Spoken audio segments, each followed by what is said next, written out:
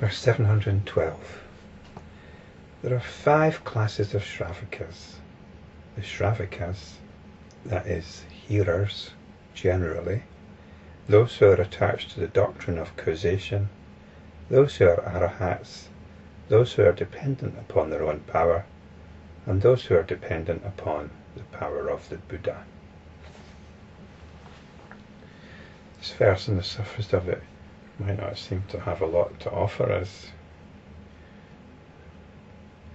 Some people are rather put off by this Buddhist tendency to classify things.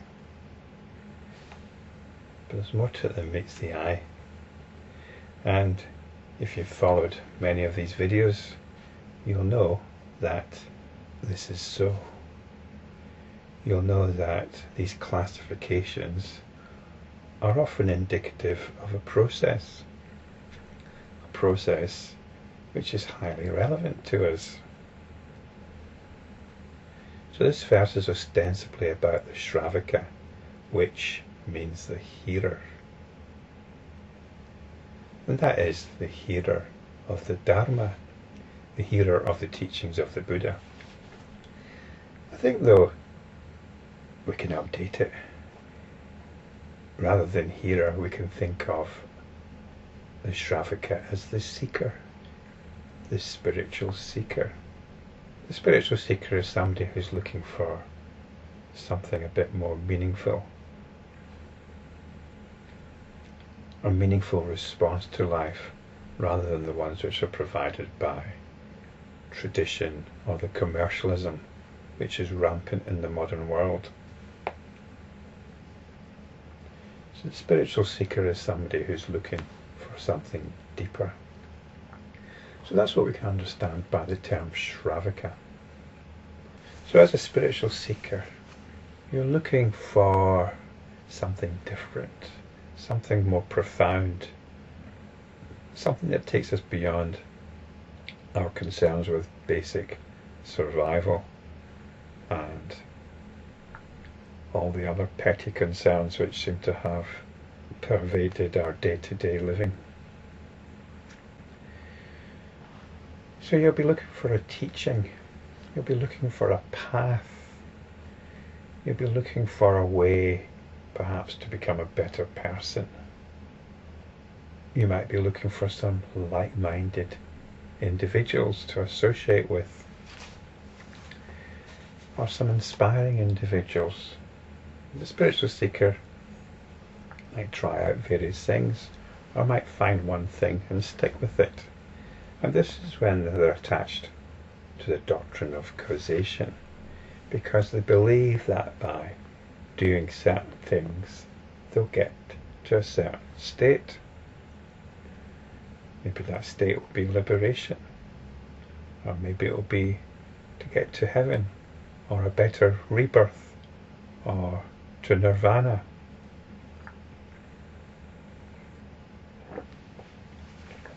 So this is being attached to causation. Now at some point, independently of all that, it might even be independently of you being a spiritual seeker, you might have a revelation, you might have what might be called direct insight.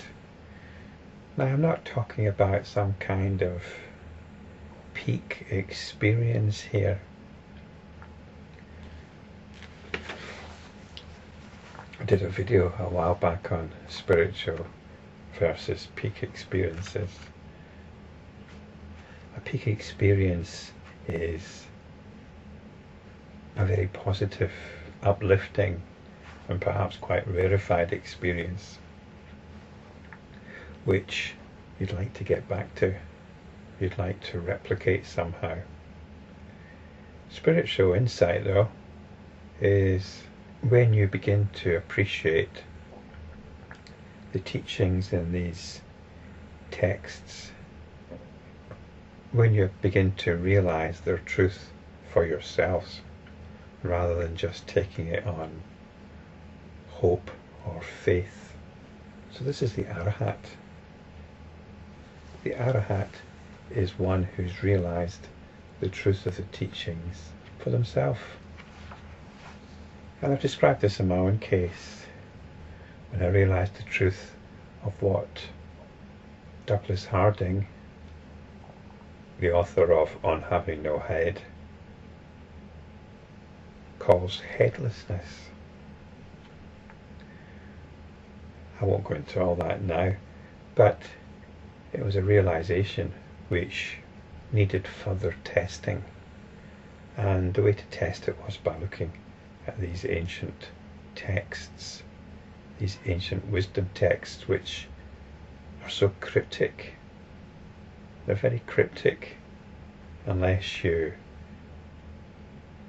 know where they're coming from. So in a way, all these videos are a bit of a test. I should just say for the record, I'm not interested in pinning any label on myself. I can imagine some people saying, oh, so you're claiming to be an Arhat, Guru Gillis. Well, no, I'm not. The term means nothing to me.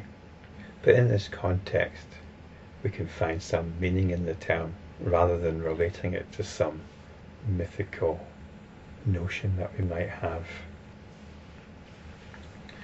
Because the Arhat is a very traditional figure in Buddhist thinking, but I'm not a Buddhist. So I feel inclined to make use of this term in whatever way is useful. So I hope you find it useful as well, this understanding of Arhat.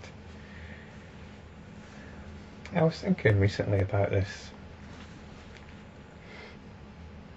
about if after watching all these videos, which cover a wide range of Buddhist topics, Buddhist terminology, I was thinking if you sat down and did a test on Buddhism after watching these videos, then hopefully you'd fail, because the answers that you'd give based on these videos would not match the conventional understanding of what Buddhism is about. So if you watch these videos in order to learn about Buddhism, well, actually, that's not such a bad thing.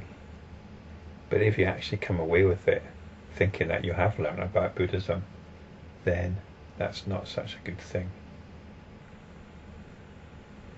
The sole point of these teachings is to point us to the true nature of our awareness, and in this we begin the liberation of consciousness. And it's a fact that Buddhism itself takes terms and redefines them in order to suit this purpose. Zen does the same.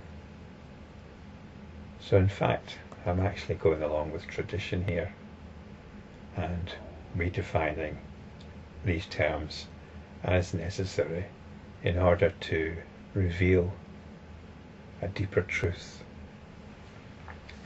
So the Arhat is one who has realized spiritual insight.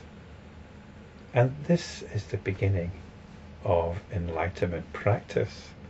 Once you have realized the truth for yourself, and it can be quite a fleeting thing, it can easily slip through your fingers eventually, as the mind once more asserts its dominance. The thinking mind once more asserts its dominance, and your liberation, your insight becomes nothing more than a memory. That's something to watch out for. So once this spiritual insight has happened, this is when the real work begins. It's when the undermining of the mind must take place in forensic detail. And we have two resources here which we can come to, which we can rely upon. And one is being dependent upon your own power. Because you have to free yourself from your own sensibilities. And this is a huge thing. This is a huge thing. Because your sensibilities are very much who you are. And on a personal level, I've been feeling recently the sand, the ground shifting under my feet. As I've had to realize what might be called the enormity of what this means. It is actually very, very hard to let go of those things which limit us, which limit consciousness. It is very hard to exchange a pattern of being miserable for happiness. It's weird, isn't it? But when you think about it, much of the behaviour of the mind is self-destructive.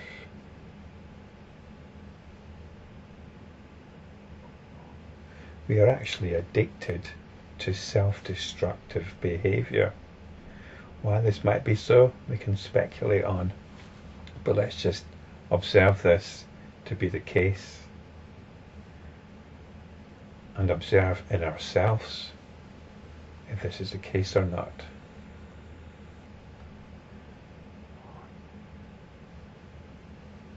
So I actually get quite nervous at the thought of being happy. Isn't this curious? I've managed to arrange my life in such a way that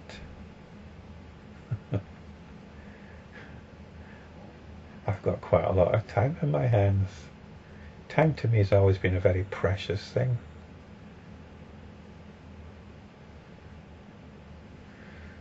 I'm trying very hard with my wife now to have a baby. This is what she wants. And I can see how it'd be a good thing to have a baby. So maybe once we have a baby, I won't have so much time. But actually, having time in my hands, it's something I've always wanted. But now that I've got it, I'm not sure what to do with it. I'm very judgmental in how I use my time. And I don't react well to being judged. And so I tend to waste a lot of time doing things I don't actually particularly enjoy doing, fairly passive things like watching television. And I've started playing computer games again. There are options once I engage with, I don't have to think about this problem. I don't have to think about what I could be doing with my time. So this is actually not a bad problem to have, is it? Isn't it? How should I use my time? But it's actually causing me quite a lot of difficulty and affecting my mood quite a bit. And the thought that I could just be happy doesn't seem to be an option. The fact that I could be getting on with practicing isn't something I want to entertain. So this is the challenge. In the past, the challenge has been dealing with negative moods, difficult moods,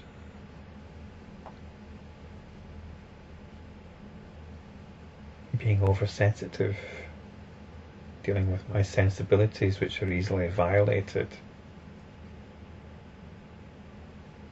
I suppose it's like winning the lottery. You get this obscene amount of money. I think this would be a problem, but you do get a lot of advice, don't you, about how to deal with it. So that's not so bad. But with this money, it would become a huge responsibility. And,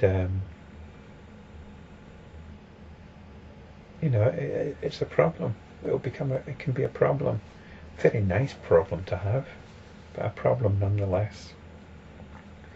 And I've described before that dealing with good moods can actually be more difficult than dealing with bad moods. So this is all part of the work. And you're dependent on your own power here, your own power to deal with your sensibilities. You need to become very mindful of when you're in the throes of these sensibilities, of when you're in the throes of a particular mood. And sometimes it can be very difficult. And a very wonderful option is to give yourself over to the power of the Buddha.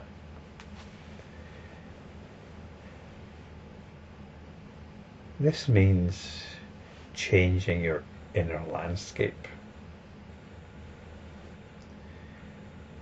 It means populating your inner landscape with Buddha fields,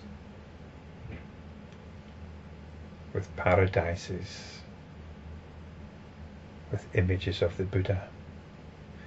And this might be easier in a particular context than others. I suppose if you are actually a Buddhist and living a Buddhist lifestyle, this would be much easier.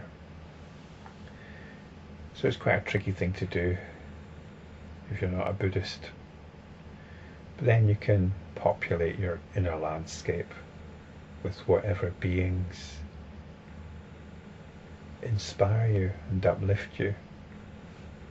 So you can become dependent upon the power of Jesus. Why not?